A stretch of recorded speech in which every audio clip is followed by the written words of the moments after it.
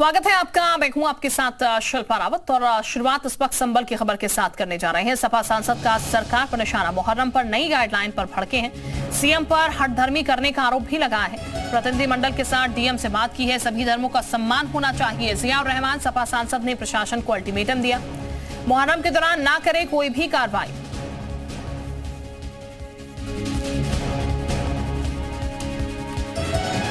प्रदेश के जबरदस्ती हठधर्मी के साथ में अगर अपनी मर्जी चला करके रोकना चाहते हैं तो इन मसलों को मैं पार्लियामेंट में उठाऊंगा। ऐसी चीज़ नहीं होनी चाहिए। सारे धर्मों के लोगों का सम्मान होना चाहिए।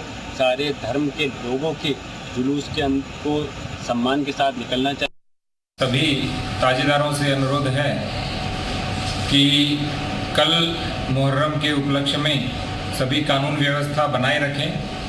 ताजिए पूर्व निर्धारित शासन के नियमों के अनुसार तारों की ऊंचाई तक ही रहेंगे, उससे अधिक नहीं रहेंगे और किसी प्रकार की कोई भी अफवाह संभल में न फैलाई जाए और कानून और शांति व्यवस्था सभी के द्वारा बनाई रखी जाए।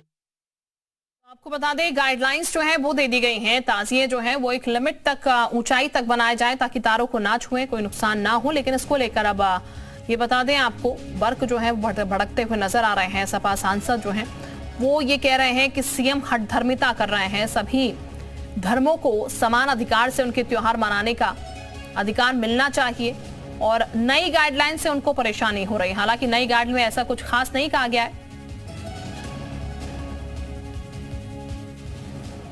गाइडलाइन दी गई है, उसी के अनुसार मुहर्रम का जुलूस निकाला जाए, जिसमें जो तार की हाइट है उतनी ही ऊंचाई के ताजिए रहें। किसी भी प्रकार से कोई तार नहीं काटा जाएगा। एसएन सिंह साहब जुड़ चुके हैं समाजवादी पार्टी से। एसएन साहब, नई गाइडलाइंस जो दी गई हैं उससे आखिर परेशानी क्यों हो रही है वर्ग को? क्योंकि इसमें तो सिर्फ ये कहा गया है कि ताजिए उतनी ही ऊंचाई तक रखा जाए जितना तारों का ना छुए और सुरक्षा व्यवस्था के साथ साथ अपनी नियम कायदे के साथ ताजिए निकाले जाए।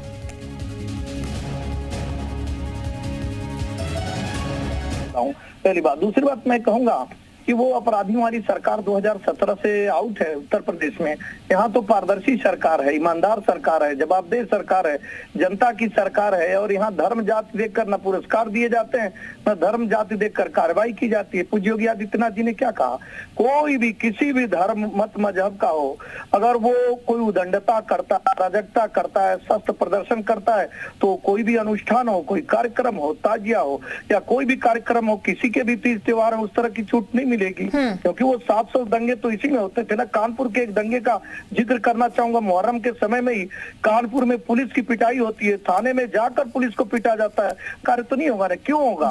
हमारे मुस्लिम भाई हैं और अगर कोई दुकान खोला है, कोई कार्यक्रम कर रहा है तो आप निश्चित तौर पे चाहे आप हिंदू धर्म क्यों, मुस्लिम धर्म क्यों, अपने कार्यक्रम को मनाइए। लेकिन भारत में इस चीज का विधान है कि आप दूसरे को परेशान करके अपने चीजों को मनाएंगे, ऐसा तो नहीं होगा।